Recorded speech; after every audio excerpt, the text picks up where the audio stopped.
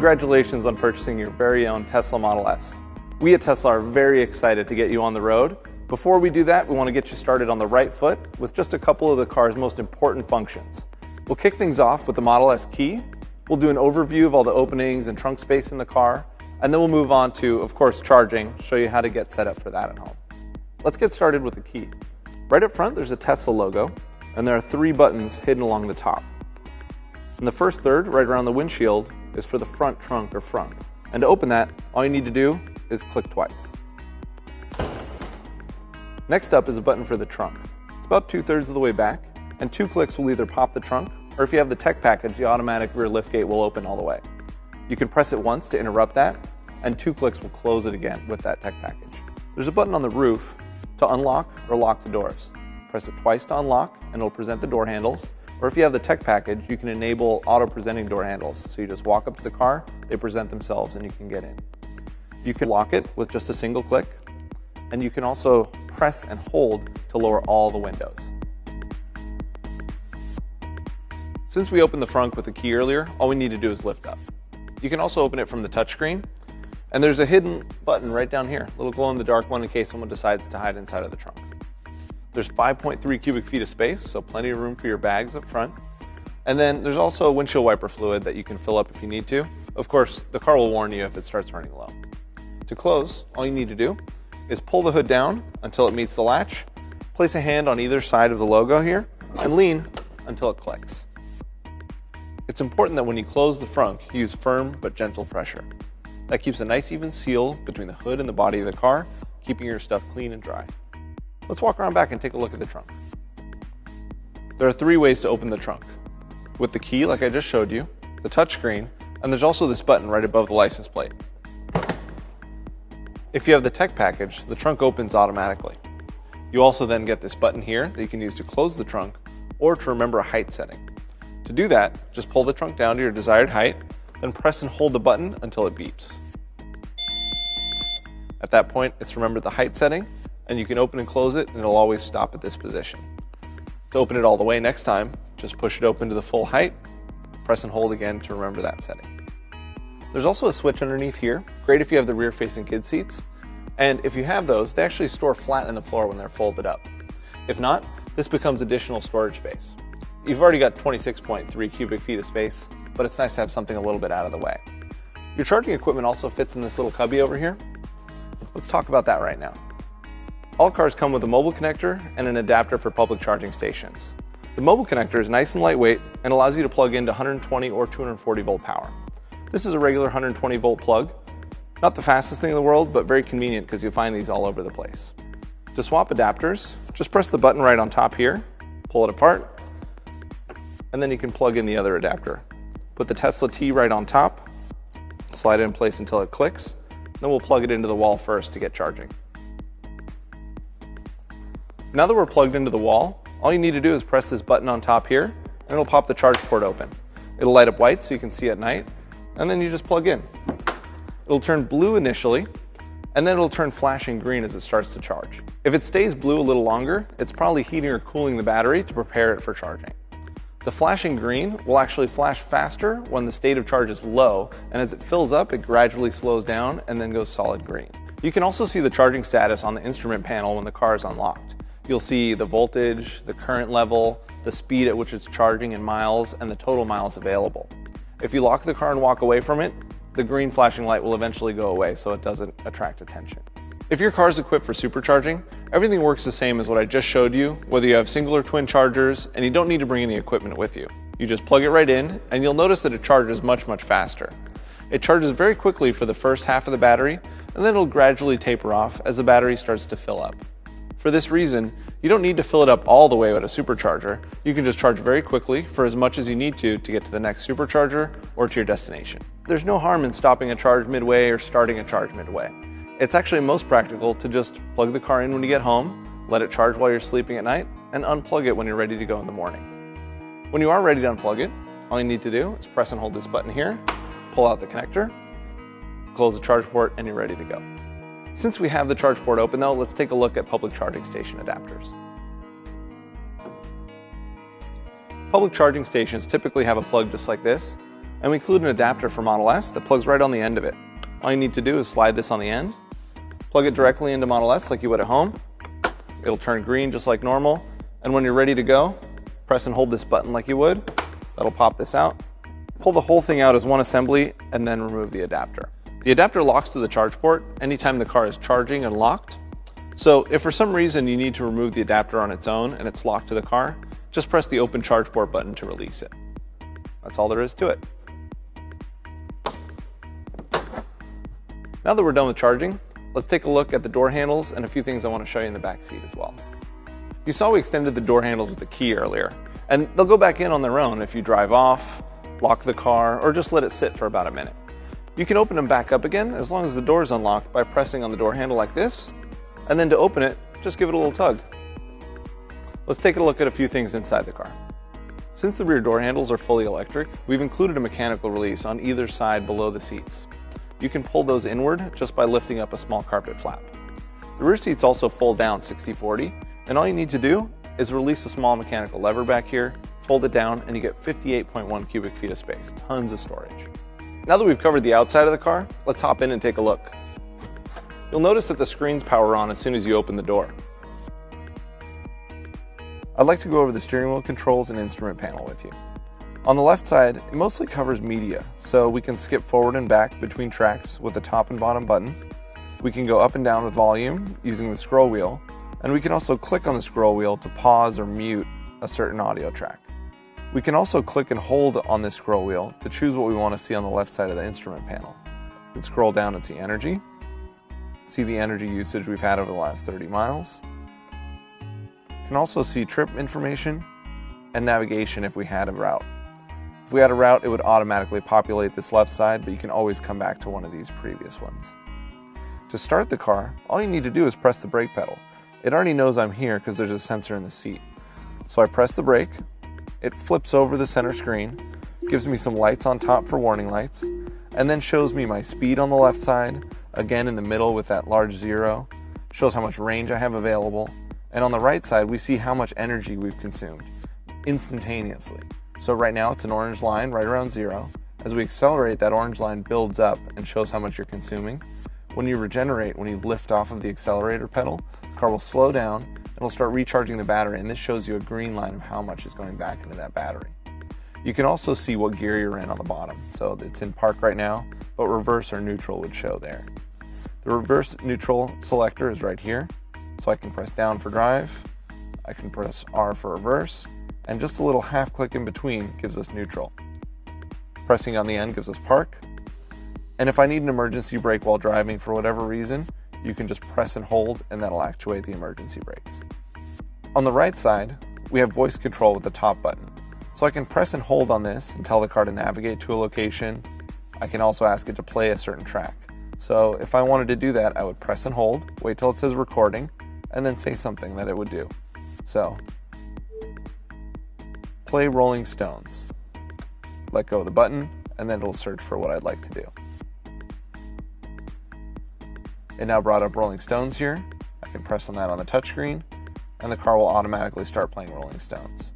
I can see that on the right side using the same control here where I hold down the scroll wheel, and now I can choose between these different choices. So, media, and now I see that the car is playing Rolling Stones. Very cool. We can also use the bottom button to choose the menu here. We can customize or we can choose the phone menu. So if I click on the scroll wheel on customize, I now have a choice of what I'd like to do with this scroll wheel. It's currently set to all, and that allows us to cycle through all of the different choices here. Climate temperature, fan speed, display brightness, sunroof, media source. I can also initiate a phone call directly by choosing phone, and then I can choose my recent calls or contacts. So I can scroll through all of my recent calls. I can go back by pressing the menu button again, choosing contacts, and then I can scroll through my entire directory in alphabetical order. Now that we've covered the steering wheel controls and instrument panel, let's move on to the touchscreen. You'll notice that the touchscreen is separated into 4 distinct areas. There's a bar across the top that's always stationary, and to start with, there's a status bar on the very, very top here. You have the temperature, you have a shortcut to the charging menu, home link, driver controls, a shortcut to what version you're looking at, the Bluetooth menu, the car's 3G signal, time, and whether the passenger airbag is on or off. Let's go through those one by one. Let's take a look at the charging menu. The charging menu shows you how many miles are available on the car, gives you a visual representation of that, allows you to choose between standard and max range mode. Standard mode is 85% of the battery's charge. This is good for day-to-day life. It's great for long-term battery life to stay away from the extreme levels of the battery. But if you're going to take a long trip the next day, it's a good idea to charge into max range mode. Max range mode charges the car to 100%. That fills it all the way. It's a little bit bad for the long-term life, but it gives you the full range of the car. And it'll stay in that mode for about 3 days unless you set it back, and it'll occasionally remind you to switch back to standard. Switching back to standard takes you back to 85% again on your next charge. The charge current is really only to override the charging current downward. The car automatically knows what to charge at, depending on what it's plugged into. The mobile connector, for instance, those adapters I showed you earlier, they'll actually automatically lower the current based on what type of plug they're plugged into. But if you need to lower it for whatever reason, you can just tap this downward a little bit and that'll lower it. You can also open the charge port directly from here with just a quick tap. Cars equipped with the tech package have HomeLink available. You can create a new HomeLink just by adding in a name, press Create HomeLink, and then the car will walk you through the instructions to set that up. You'll need your garage door opener and maybe a ladder to get to the button on your garage door opener to program it.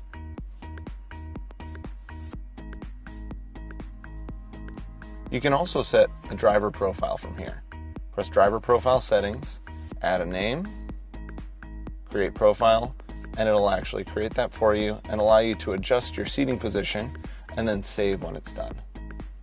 Within the profile, you can see what's saved by pressing right here, and that'll show you that it's more than just seat controls. It saves your lights and lock settings, your map, your units and format, climate control, a number of different things, so the car remembers how you like it. By pressing the Tesla T here, you can see what version software you're on, see the release notes for that latest software, the VIN number for the car, and what model you have. Next up is Bluetooth. By pressing on the Bluetooth symbol here, we can search for a phone. Grab your phone and make sure it's set to discoverable. Then press Start Search. It'll find your phone. You can press on that. It'll add the device by sending a code across, and you can accept that on the phone itself. This should take just a moment. Press Pair on your phone. You'll see Media and then Phone is brought up.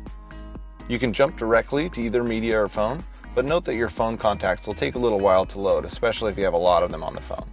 We'll skip over that for now and jump into that in the phone settings later. This bar on the bottom is also stationary. There's a shortcut to the control menu and some heating and ventilation controls we'll cover later. Let's take a look in this menu here. You'll see there are a lot of different things we can control in the car directly from the touchscreen. Let's jump right in and take a look at the sunroof. We can open it by pressing on this bar here, so if I want to vent it, I can do that. I can drag it down to open it a certain amount, and I can also control it just by dragging the image here. That's all there is to it. Okay, let's have a look at the driving tab. In this, you can choose the height for the suspension. Although it's automatic for normal use, it'll lower itself at highway speed if you have the air suspension option. But you can then choose a high or very high setting, for instance, over a steep driveway. The jack button just disables it so that if you're changing a tire, it's not going to automatically try and level itself. The steering mode changes the effort of the steering.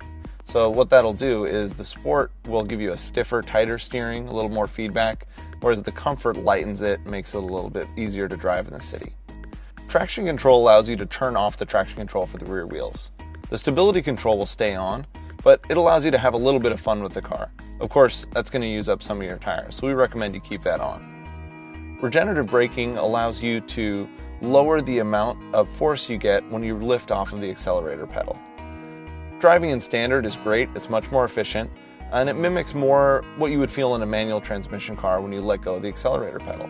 For someone who's used to an automatic, maybe the low setting is better for them, but you should note that it's a little bit less efficient. You'll get less energy back when you slow down by letting off the accelerator pedal. You also have a choice of whether you want what we call creep on or off. That also mimics an automatic transmission. When it's on and you release the brake pedal, The car will crawl forward or backwards depending on which gear you're in. Next up, we'll jump into the Trips tab. You can see how much energy you've used since your last charge, and the distance that you've traveled, and what the average energy per mile has been. You also have two different trip meters that you can set independent of that, an A and a B trip, much like you would have in a normal car, except these also save your energy usage, the total energy and the average energy per mile. Let's jump into the displays now. With the displays, you can choose the brightness for either day or night mode by sliding the scale up or down.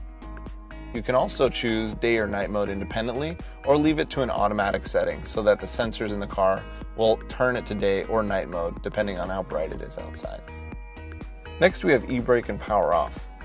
Here you can control your parking brake independently, and this button also turns red and turns into an emergency brake while you're driving. But remember that the button on the gear selector for park is also your emergency brake if you just press and hold. You can also use this to turn off the parking brake to leave the car free rolling at, say, a car wash or somewhere else where you may want the car to be free rolling. To do that, press the blue button here while your foot's on the brake pedal. That will disable the parking brake, and then you can power off the car by pressing this button here. Then when you get out, it won't automatically put the car into park. The car will give you a quick warning, and then you can power off. In order to turn the car back on, all you need to do is hop in, press on the brake, or touch on the touchscreen, and then you can press here to actuate the parking brake. On the bottom, we have access to open the front or rear trunks, lock or unlock the doors, and open the charge port. On the right side, we have dome light settings. We can turn the ambient lights on or off, turn the daytime running lights on or off, the fog lights if you have those, and then you also have headlight settings, which you can just leave to auto. Remember that you always have the hazard lights on this button right here, and one of the cool things is you can actually see a representation of the lights that are on this screen directly. Next, let's have a look at the settings tab. Under this, we can take a look at our media player accounts. We can also look at our maps and navigation magnification as opposed to zoom, which is a little different, and also set the home page for our web browser. We also have access to our driver profiles, which we discussed earlier in the status bar. And we also have access to units and format. You can set distance to miles or kilometers, your time to 12 or 24 hours, temperature, Fahrenheit and Celsius, charging units to show distance or energy while you're driving the car, and also your range display, whether you want rated, which is the EPA rating, or ideal, which is closer to a 55 mile an hour cruise. Next, we have vehicle controls. You can adjust whether you'd like the doors to lock when you drive away, the child protection lock for the rear doors. You can also set with the tech package walk-away door locking, whether you'd like the door handles to auto-present. You can also turn mirror auto tilt on or off while reversing, turn the alarm on or off. You can choose whether you'd like the headlights to stay on for 2 minutes after exit, and you can also turn on range mode, which lowers the output of the air conditioning and heater and will turn on seat heaters first while warming the cabin to save energy. You can also turn on access to the mobile application from here. And finally, we have HomeLink. This is a shortcut to the menu we saw earlier, allowing you to set up a garage or gate opener. Also on the bottom here, you have controls for the seat heater and heating and ventilation controls. The seat heater starts off nice and warm, and you can step it down from here. You can also choose temperature by pressing up and down on these, and if you like, you can sync it with the passenger side or choose separately. You also have the front defroster, the rear defroster, an on or off button to turn everything on or off, and you can even customize right here. Open this up, you can choose the fan speed independently, you can choose the direction, whether you want to recirculate, or turn the AC on or off. There's also a redundant volume control for the passenger in the bottom right corner. Let's take a look at the applications. You can see that we have media and navigation highlighted here. The media is on top and navigation is on the bottom. If you want to open something on the top, all you need to do is tap on it. So we can tap on energy, it'll open right up top. If we want to open media on the bottom, what we can do is we can press and hold, and you'll see you have an option for 2 different screens. We can open that on the bottom there. You can also switch in between them by pressing this arrow, and we'll swap between the 2. If you'd like, certain applications such as navigation and web will go full screen just by pressing on the button in the bottom left corner. It's all very fast and allows you to switch between the 2. Let's go over each in detail. starting with media. You can see that we're playing Slacker Radio right now, which we selected earlier. You see the album art cover, which is pulled up automatically, information about the song, and normal buttons for play, skip to the next song, and if we weren't streaming radio, we'd also be able to go back if we were, for instance, playing off of a USB drive. You can also say that you like a song by pressing the plus button here, and you can say you don't like one by pressing the international stop sign there. You can also favorite it internally, so you can say, I like this song, and it'll stay in your favorites up top. We can also browse amongst other Slacker sources by searching directly through voice control or typing in an artist or song. You can see recently searched, and then you can browse through news, custom station, top stations, lots of different options in here. By scrolling backwards, we can go to our other internet radio source, TuneIn Radio. TuneIn allows you to bring in radio stations from all over the world. Let's take a look at the normal radio options as well. You have a choice between FM, AM, or XM radio if you have a subscription. By pressing on FM, you get a more traditional tuner setup. You can slide in between stations and choose one specifically. You can search through just by clicking on here, backwards and forwards. And you can save a favorite just by pressing and holding on any one of these. Once it pulses, it saves that station. You can choose HD on or off depending on how the signal is in your area, and that may give you some more options down here for further HD channels at each frequency. You can also jump directly to AM, and with XM, you can find the radio station code so that you can set up your own XM radio station. Let's press Browse and take a look at some of our other options. We can jump directly to My Music and Devices and select a phone paired over Bluetooth where we can play music directly. And we can also go back and plug in a USB drive. That will then pop up here.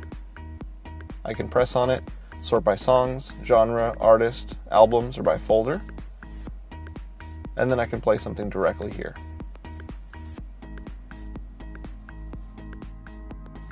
Under Favorites, we have all of our favorite radio stations, in addition to favorite tune-in stations, Slacker stations. A variety of different things can be sent to favorites, and you can have them all in one collection here. You can also see your recently played. We can see what we played today, yesterday, and even 2 weeks back. It goes quite a ways back, so if you're wondering what you listened to a week ago, it's right here. We can also jump directly to favorites and recents through these two buttons up top. You can also jump directly to your equalizer settings by pressing this button and fine-tune your settings directly. You can turn Dolby Surround on or off depending on the audio source, and you can also jump directly to Fade and Balance where you can concentrate the music right on the driver, and it has a smart center for 0. In addition to jumping between audio sources directly on the steering wheel controls, you can also jump between them by pressing this button here, jump directly to FM, AM, XM, TuneIn, Slacker, or whatever devices you have paired. Next up, let's take a look at the navigation. I'll switch into the top pane again, and then in this bottom left corner, I can go full screen. The maps look great in full screen, and you have a couple of different choices. You can pinch to zoom, you can pull in to zoom in on something, get a closer view, you can switch to satellite, and you can also turn traffic on or off, whether you like seeing traffic on the roads or not. You can also zoom in and out using these buttons. You can have the car follow you on navigation by keeping this little blue target highlighted. With navigation, you can type in an address directly here, or if you have connectivity, you can just type in, say, a business, and it'll navigate you directly to the closest ones. We can also do that through voice controls. You can also see your history by pressing here, see all the recent places that you've been to, and you can also choose your recent searches. So if you're 200 miles down the road and you need a cup of coffee, all you need to do is do the recent search and it'll find one nearest you. If we choose one of these, it'll do a search for anything nearby. We want to choose one of our Tesla Motors stores, we can click on that. There's an option to navigate or call the store directly from here. If we press navigate, you then get the choice of your next turns, volume, and you can cancel. You also see how much time it'll take you, how many miles, and the approximate time you'll arrive. You can also jump directly to your final location by pressing the flag. Now let's take a look at the energy application. We'll cancel out of this, take this one out of full screen, and jump into energy on top just by tapping on it. This new energy application is great. It shows you your watt hours per mile over the course of the last 30, 15, or 5 miles, building different graphs of each level of data. You can also see your instantaneous range or your average range over that period. Lots and lots of information to tell you exactly how far you can go and how your driving has affected your actual range. Next up is the web browser. Web browser allows you to type a URL into the top or do a Google search directly in there as long as you have the connectivity package. You can go full screen, which is great. You can read a website while you're waiting to pick somebody up. You can also save favorites by pressing Heart Plus here, and you can jump directly to your favorites by pressing the heart. You can also jump to the backup camera at any time. It of course comes on automatically when you put the car into reverse. You can jump directly to your phone application from here. You can see your recent calls, you can see your contacts and scroll through those alphabetically, and you have a dialer in case you want to enter a number in directly. Of course, this is also available through the steering wheel controls. Now that we've covered the touchscreen, there's one more thing I want to show you. In the glove box, we have a few items for you. There's a quick guide for owners. This covers a lot of the functionality of the vehicle. Owner safety information. Terms of the new vehicle limited warranty. This card has a few important numbers on it. This is the number to our roadside assistance team. Program this in your phone should you ever need it. There's also a number that can connect you with our ownership experience team, which is happy to cover any questions you have about living with Model S after you've taken delivery, and our worldwide service team, should you ever need anything fixed on your Model S or just to schedule your annual checkup. Next up, there's a guide for the roadside assistance team. They're trained if you call our number to tow Model S, but it's good to keep this in the car just in case. Thanks for taking the time to learn about your Model S. We at Tesla wish you many years of driving enjoyment. Have fun out there.